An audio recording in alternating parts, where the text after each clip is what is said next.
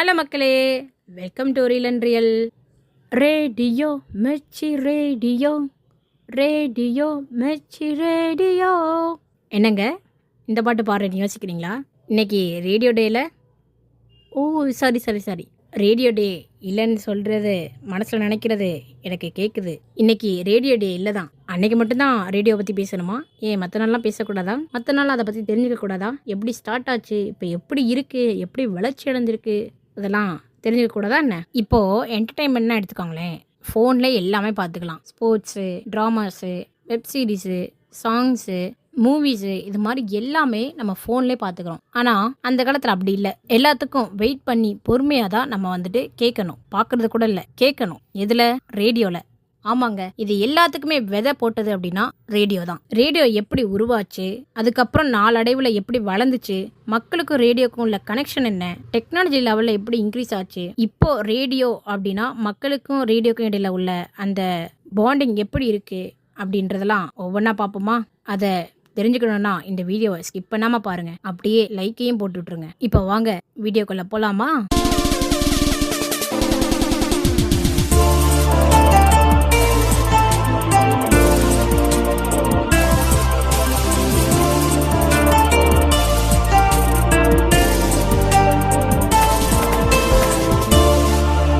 வாங்க மீடியாவோட காட்ஃபாதரான ரேடியோ எப்படி உருவாச்சுன்றதை பார்க்கலாமா? தந்தி டெலிஃபோன் இது கண்டுபிடிச்சதுக்கு அப்புறம் அதோட தொடர்ச்சியாக வந்துட்டு ரேடியோ கண்டுபிடிக்கிறதுல நிறைய பேர் வந்துட்டு ஆர்வமாக இருந்தாங்க, ரொம்ப ஈடுபாடாக இருந்தாங்க. 1864 ஸ்காட்லாந்தை சேர்ந்த இயற்பியலாளர் ஜேம்ஸ் கிளார்க் மேக்ஸ்வெல் இவர் வானொலி அலகுகளை பற்றிய கருத்துக்களை வந்து உலகத்துக்கே சொன்னார். நெக்ஸ்ட்டு ஹென்ரி ஷேட்ஸ் 1886 ரேடியோட வேவ்ஸில் உள்ள மின்னோட்டத்தில் உள்ள டிஃப்ரென்ஸை வந்து கண்டுபிடிச்சாரு. அடுத்து மார்கோனி எலக்ட்ரோ மேக்னெட்டிக் வேவ்ஸ் அதை வச்சு ரிசர்ச் பண்ணார். அடுத்து பார்த்தீங்கன்னா நம்ம மார்கோனி எலக்ட்ரிக் மேக்னெட்டிக் வேவ்ஸில் கம்பியே இல்லாமல் மெசேஜை தகவல்களை வந்து தூரமாக அனுப்புறதுக்கு முயற்சி பண்ணார். பாருங்களேன், அப்போவே முயற்சி பண்ணியிருக்காரு. அதாவது இப்போ நம்ம வைஃபை யூஸ் பண்ணுறோம்ல, அது மாதிரி அதுக்கு பிள்ளையார் சொல்லியே இவர் தான் போட்டார்னே வச்சுக்கோங்களேன். மக்களே, அடுத்து செர்பியர் அமெரிக்கரான நிக்கோலா டெஸ்லா அவர் வந்துட்டு ரேடியோ வேவ்ஸில் இன்ஃபர்மேஷனை அனுப்பவும் பெறவும் ஒரு கருவியை கண்டுபிடிச்சாரு. அதுக்கு டெஸ்லா காயில் அப்படின்னு பேர் வச்சாரு. அப்புறம் இதுக்கான பேட்டன் ரைட்ஸும் வாங்கினாரு. அடுத்து பார்த்தீங்கன்னா டெஸ்லா 1895 80 கிலோமீட்டருக்கு ரேடியோ வேவ்ஸ் மூலியமா வந்து இன்ஃபர்மேஷனை அனுப்ப பார்த்தாரு. அந்த டைம்ல அவரு எதிர்பாராத விதமா அவரோட டெஸ்டிங் லேபு டெஸ்ட்ராய்டு ஆச்சு. அடுத்து 1894 இந்தியாவை சேர்ந்த விஞ்ஞானி ஜெகதீஷ் சந்திர போஸ் அவரு கம்பியே இல்லாம தகவல் அனுப்பும் கருவியை வந்துட்டு கண்டுபிடிச்சாரு. அடுத்து பாத்தீங்கன்னா 1896 மார்கோனி மோர்ஸ் குறியீட்டை வச்சு 6 கிலோமீட்டருக்கு ரேடியோ வேவ்ஸ் வந்து அனுப்புனாரு. ஒயர்லெஸ் கம்யூனிகேஷன் உருவாக்குனதுக்காக அதே ஆண்டுல அவரு காப்புரிமை பெற்றாரு. அடுத்த ஆண்டே டெஸ்லா வந்து அவரோட ரேடியோ கண்டுபிடிப்புக்கு உரிமம் கோரி அமெரிக்காவுக்கு லெட்டர் எழுதுறாரு. ஆனா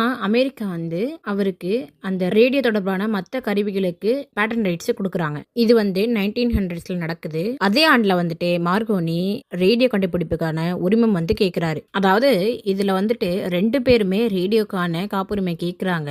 ஆனா 3 வருஷம் கழிச்சு மார்கோனிக்கு தான் அந்த பேட்டன் ரைட்ஸ் கொடுத்தாங்க. அடுத்து பாத்தீங்கன்னா 1909 ரேடியோ கண்டுபிடிச்சதுக்காக மார்கோனிக்கு நோபல் பிரைஸ் கிடைச்சது. ஆனா நம்ம டெஸ்லா வந்து என்ன பண்ணாருன்னா, என்னுடைய கருவிகளை வச்சுதான் அவர் ரேடியோ கண்டுபிடிச்சாருன்னு டெஸ்லா வழக்கு தொடுத்தாரு.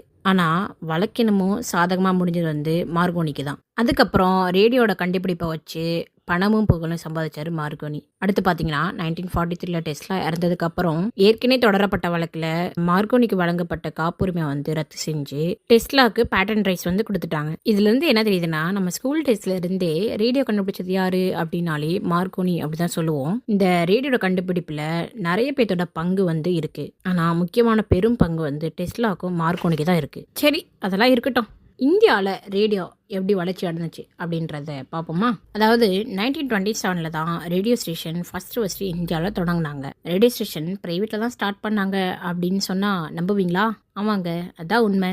Radio club of Bombay. இந்த நிறுவனத்தில் தான் ஃபர்ஸ்ட் வானொலி நிகழ்ச்சி ஒரே நேரத்தில் கொல்கத்தாவிலையும் பாம்பேலையும் வந்துட்டு ஒளிபரப்பு சேவை செய்யப்பட்டுச்சு. அதுக்கப்புறம் தான் 1936 ஆல் இந்தியா ரேடியோ ஸ்டேஷன் முதல்ல ஸ்டார்ட் பண்ணாங்க. 1947 இந்தியா சுதந்திரம் வாங்கினப்போ மொத்தமாக இந்தியாவில் 6 ரேடியோ ஸ்டேஷன் 18 டிரான்ஸ்மிட்டர்ஸாக இருந்துச்சு. இந்தியாவோட மொத்த பரப்பளவில் 2.5% ஏரியாஸில் மட்டும்தான் ப்ராட்காஸ்ட் பண்ண முடிஞ்சது. அப்போ இருந்த மக்கள் தொகையில் 11% மக்கள் மட்டும்தான் ரேடியோவை கேட்க முடிஞ்சது. ஆனால் இப்போ பார்த்தீங்கன்னா வச்சுக்கோங்களேன், 200க்கும் மேற்பட்ட ரேடியோ ஸ்டேஷனும் 300க்கும் மேற்பட்ட டிரான்ஸ்மிட்டர்ஸும் இருக்குது. இப்போ பார்த்தீங்கன்னா இந்தியாவோட நிலப்பரப்பில் 90% ப்ராட்காஸ்ட் வந்து ரீச் ஆகுது. அப்புறம் பார்த்தீங்கன்னா இந்தியாவில் ரேடியோன்றது மிகப்பெரிய வளர்ச்சி அடைஞ்சது. இது இந்தியாவோட 24 மொழிகளிலையும் ஒளிபரப்பு செய்யப்பட்டது. அது மட்டும் இல்லாமல் அயல்நாட்டு மொழியான இங்கிலீஷ், பிரெஞ்சு, ரஷ்யா இந்த மொழிகளிலும் தேசிய மொழிகளான 16 மொழிகளிலும் வந்துட்டு ஒளிபரப்பு செய்யப்பட்டது.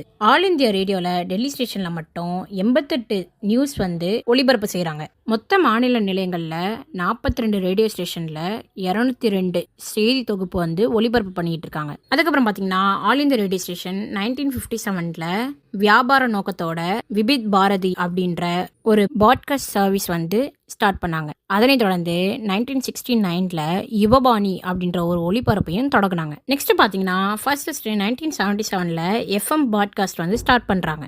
அதுக்கப்புறம் 1997 தான் first digital radio broadcasting service வந்து ஸ்டார்ட் பண்ணாங்க. நேர்களோட விருப்பத்துக்கு ஏற்ற மாதிரி ரேடியோ டிமாண்ட் அப்படின்ற ஒரு ஆன்லைன் சர்வீஸ் மூலியமாக சாங்ஸை வந்து கேட்கும்படி செஞ்சாங்க. அதுக்கப்புறம் பார்த்தீங்கன்னா 1998 நியூஸ் அண்ட் டெலிஃபோன் இந்த முறையில் நியூஸ் வந்து ஃபோன் வழியாக கேட்கும்படி உருவாக்குனாங்க. அதாவதுங்க ரேடியோ அலைவரிசை வந்து மெகா ஹெட்ஸ் அப்படின்னு சொல்லுவாங்க.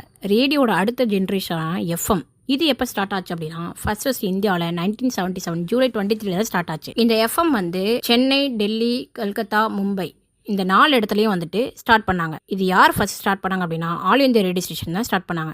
இது வந்து 2 அலைவரிசையாக ஸ்டார்ட் பண்ணாங்க.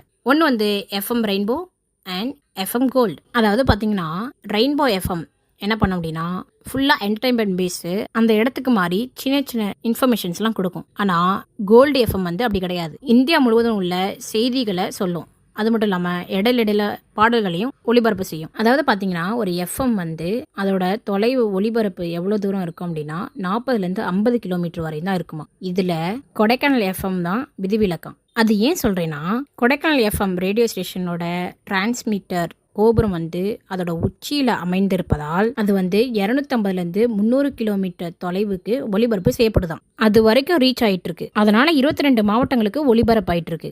ஆல் இந்தியா ரேடியோ ஸ்டேஷனுக்கே டஃப் கொடுக்குற அளவுக்கு ஒரு ரேடியோ ஸ்டேஷன் இருக்கு அப்படின்னா அது இலங்கையோட கொழும்பு சர்வதேச வானொலி நிலையம் ஒளிபரப்பு தான். அது ஏன் சொல்றேன்னா அங்க இருக்க ஆர்ஜேஸ், அவங்களோட தமிழ், அவங்களோட உச்சரிப்பு, அவங்க போடும் பாடல்கள், நிகழ்ச்சி, அவங்க என்டர்டைன்மெண்ட் இது எல்லாமே மக்களை வந்து கவரும் விதமா இருந்துச்சு. அதாவது 2001 இருந்து எஃப்எம் ரேடியோ ஒளிபரப்பு செய்யும் உரிமை வந்து பிரைவேட் கம்பெனிஸ்க்கு கொடுக்கப்பட்டுச்சு. அதுக்கப்புறம் பார்த்தீங்கன்னா நிறைய பிரைவேட் கம்பெனிஸ் வந்து எஃப்எம் ரேடியோ வந்து எடுத்து நடத்துனாங்க. இப்போ பார்த்தீங்கன்னா 101 நகரங்களில் 300க்கும் மேற்பட்ட ரேடியோ ஸ்டேஷன் இருக்கு. அப்புறம் பார்த்தீங்கன்னா சொசைட்டி எஃப்எம் அப்படின்றது ஒன்று இருந்துச்சு. இதில் என்ன பண்ணுறாங்க அப்படின்னா மக்களை வந்து நேரடியாக சந்திக்கிறது, அவங்கள பேச வைக்கிறது, அவங்களுக்கான விழிப்புணர்வு வந்து கொடுக்கறது, அவங்களுக்கு தகவல் கொடுக்கறது, இது மாதிரி விஷயங்கள்லாம் பண்ணிட்டு இருந்தாங்க. இது சில நகரங்கள்லையும் சில இடங்கள் மட்டும்தான் ஒளிபரப்பு செய்யப்பட்டுச்சு. அதாவது பாத்தீங்கன்னா all India radio station, FM radio station தவிர இப்ப ஆன்லைன் எஃப்எம் இது வந்து ஒரு பரிணாம வளர்ச்சி வந்து அடைஞ்சிருக்கு. இது எஃப்எம் ஸ்டுடியோக்கெல்லாம் போய் ரெக்கார்ட் பண்ண வேணாம். நீங்க எங்க இருக்கீங்களோ அங்கிருந்தே நீங்க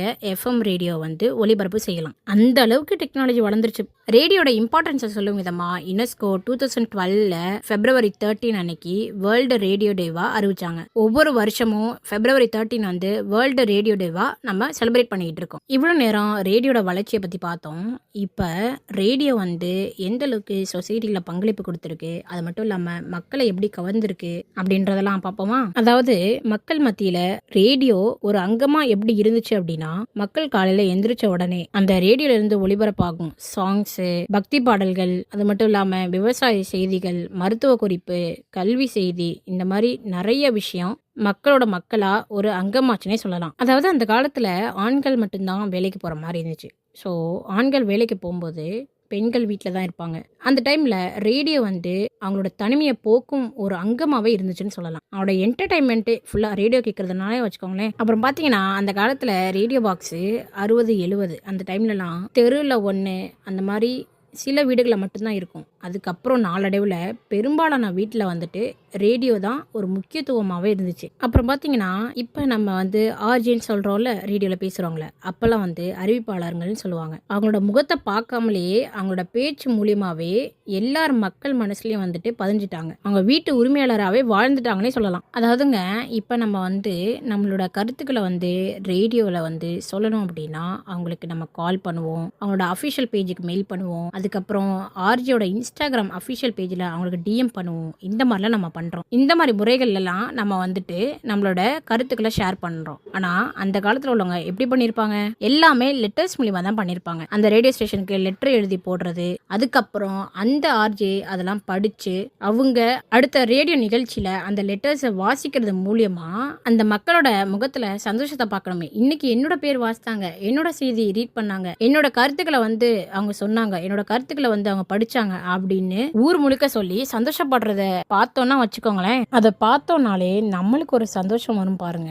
சரி, இதெல்லாம் விடுங்க. ரேடியோல பல நாடகங்கள், நாவல்கள் இதையுமே ஒளிபரப்பு செய்வாங்க. அதுலயும் குறிப்பா பார்த்தோம்னா பொன்னியின் செல்வன், பாஞ்சாலி சபதம், இந்த மாதிரி பல முக்கியமான நாடகங்களையும் ஒளிபரப்பு செய்வாங்க. அது மட்டும் இல்லாம இப்ப வந்து டைட்டில் கார்டெல்லாம் பாக்குறோம்ல, அதாவது இந்த நாடகத்தை வந்து இவங்க தான் எழுதினாங்க, இவங்க தான் தொகுத்தாங்க, இந்த மாதிரிலாம் வந்துட்டு இப்ப நம்ம வந்து டைட்டில் அந்த கார்டு மூலியமாக தெரிஞ்சுக்கிறோம். அந்த டைமில் ரேடியோவில் வந்துட்டு அதையும் சொல்லுவாங்க. இந்த நாவல் இவங்க தான் எழுதினாங்க, இந்த நாடகம் இவங்க தான் தொகுத்தாங்க, இந்த மாதிரி விஷயமும் எல்லாமே வந்துட்டு ரேடியோவில் எல்லாமே சொல்லுவாங்க. ஸோ இது மூலியமாக தான் மக்கள் வந்து அவங்கள தெரிஞ்சுக்குவாங்க. அப்புறம் பார்த்தீங்கன்னா இப்போலாம் நம்ம வந்து நேரடியாக போய் இன்டர்வியூஸில் எடுக்கிறோம்ல, பல ஃபீல்டில் உள்ள பெரிய பெரிய பிரபலமான ஆட்கள் எல்லாம் வந்துட்டு நம்ம இன்டர்வியூ பண்ணுறோம். ஸோ அதை வந்து டிவியில் நம்ம பார்க்குறோம். ஆனால் அந்த காலத்துலேயே ரேடியோவில் வந்துட்டு இதே மாதிரி பண்ணியிருக்காங்க. பல பெரிய பிரபலங்களெல்லாம் வந்துட்டு இன்டர்வியூ எடுத்து மக்களோட மனசில் என்ன கேள்விகள் இருக்கோ அதெல்லாம் கேட்டு அவங்க வந்துட்டு மக்களை வந்து என்டர்டெயின்மெண்ட் பண்ணுவாங்க. இந்த இன்டர்வியூ மூலியமா அவங்களோட ரேர் இன்ஃபர்மேஷனை வந்துட்டு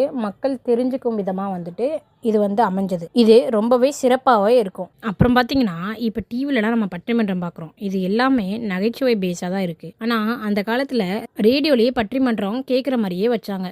அதில் நிறைய பேர் பேசுகிற விதமாக, நிறைய பேர் கருத்துக்கள் ஷேர் பண்ணுற விதமாக, அது எல்லாமே மக்களோட சிந்தனையை தூண்டு விதமாக இருந்துச்சு. இப்போ இருக்க பட்டிமன்றம்லாம் எல்லாமே காமெடிக்கு தகுந்த மாதிரி தான் இருக்குது. ஆனால் அந்த காலத்தில் கருத்தையும் வந்து உணர்த்த விதமாக இருந்துச்சு. இது ரொம்பவே சிறப்பாக அமைஞ்சிருந்தது. அதுக்கப்புறம் நாளடைவில் இலங்கை ரேடியோ ரொம்பவே பாப்புலராக இருந்துச்சு. ஏன்னா அவங்க புதிய புதிய கோணத்தில் வந்துட்டு நிகழ்ச்சியை வந்து உருவாக்குனாங்க. இது மக்களிடையே வந்துட்டு வரவேற்பை பெற்றுச்சுன்னே சொல்லலாம். அது மட்டும் இல்லாமல் பாட்டுக்கு பாட்டு இதெல்லாம் வந்துட்டு முத இலங்கை ரேடியோவில் தான் வந்து ஸ்டார்ட் பண்ணாங்க. தமிழ்நாட்டில் உள்ள பல கம்பெனிஸோட விளம்பரம், அட்வர்டைஸ்மெண்ட்லாம் வந்துட்டு இலங்கை ரேடியோவில் தான் வந்து ஸ்டார்ட் பண்ணாங்க. இதனால நிறைய கம்பெனிஸ் வந்து அதோட பிராண்டை வந்து வளர்த்தாங்கன்னே சொல்லலாம். ரேடியோட அடுத்த ப்ரோக்ராம் என்னன்னு பார்த்தீங்கன்னா ஒளிச்சித்திரம். ஒளிச்சித்திரம்னா என்ன?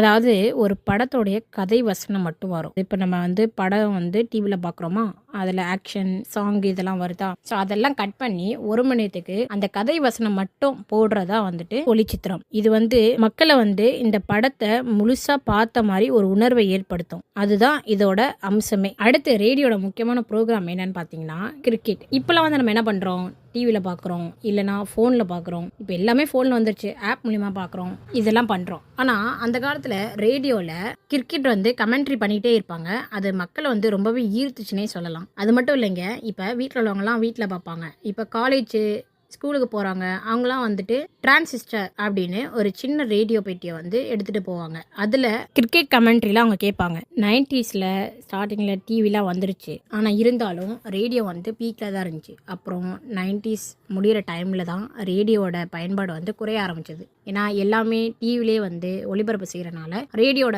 பயன்பாடு குறைய ஆரம்பிச்சது. அதுக்கப்புறம் எஃப்எம் வந்து ஏர்லி 2K வந்துட்டு ஸ்டார்ட் பண்ணாங்க. ஸோ ரேடியோ இதனால அதோட பயன்பாடு வந்து குறைஞ்சிக்கிட்டே வந்துச்சுன்னே சொல்லலாம். இது பிரைவேட் கம்பெனி எடுத்து நடத்துறதுனால நிறைய எஃப்எம் வந்துச்சுன்னே சொல்லலாம். அதாவது பார்த்தீங்கன்னா ஹலோ எஃப்எம், சூரியன் எஃப்எம், பிக் எஃப்எம், இந்த மாதிரி நிறைய எஃப்எம் ரேடியோ ஸ்டேஷன் வந்து ஸ்டார்ட் பண்ணாங்க. எஃப்எம் வச்சு இந்த மாதிரி நிறைய எஃப்எம்ஸ் வந்து ஸ்டார்ட் பண்ணாங்க. இது மக்களை ஈர்த்துச்சுன்னே சொல்லலாம். அதாவது எல்லா ஊர்கள்லையும் வந்துட்டு லோக்கல் ஆர்ஜிஸ் வச்சு அவங்கவுங்க ஸ்டேஷன் கிரியேட் பண்ணாங்க. இதனாலேயே ரேடியோவையும் தாண்டி எஃப்எம் வந்து ரொம்ப பிரபலமாச்சுன்னே சொல்லலாம். இதெல்லாம் சொல்லும்போது எனக்கு ஒன்று ஞாபகம் வருதுங்க. நான் அந்த டைமில் ஸ்கூல்லாம் படிக்கும்போது ஃபுல்லாகவே எனக்கு என்டர்டைன்மெண்ட்னா எஃப்எம் தான். அந்த டைம்லலாம் பாட்டு கேட்குறது, மொழி சித்திரத்தில் மூவி கேட்குறது, மூவி பார்க்குற அளவுக்கு வந்துட்டு இருக்குன்னா பார்த்துக்கோங்களேன். அப்புறம் அந்த ஆர்ஜேஸோட வாய்ஸு இதெல்லாம் ஒரு அட்ராக்டிவ்னு வச்சுக்கோங்க. அவங்களுக்குலாம் ஃபேன் பேஸே இருக்குது. அதில் நானும் ஒருத்தி. அப்புறம் பார்த்தீங்கன்னா அந்த காலத்துலேருந்து இந்த காலம் வரையும் ரேடியோவில் ஆர்ஜேவாக இருந்தவங்கலாம் இப்போ செலிபிரிட்டி ஆகிட்டாங்க. அது மட்டும் இல்லாமல் எஃப்எம்ல இருந்தவங்களாம் இப்போ வந்து ஆக்டராகவுமே நடிச்சிட்டு இருக்காங்க. எக்ஸாம்பிளுக்கு பார்த்தோன்னா கவிஞர் பாடலாசிரியரான வாலி, அது மட்டும் இல்லாமல் இப்போ எஃப்எம்ல ஃபேமஸாக இருந்த ஆர்ஜே பாலாஜி, மெர்ச்சி சிவா, மெர்ச்சி செந்தில், மெர்ச்சி விஜய், இந்த மாதிரி பல பேரை சொல்லிக்கிட்டே போகலாம். அப்புறம் பார்த்தீங்கன்னா இப்போ டெக்னாலஜி வளர்ந்துருச்சு.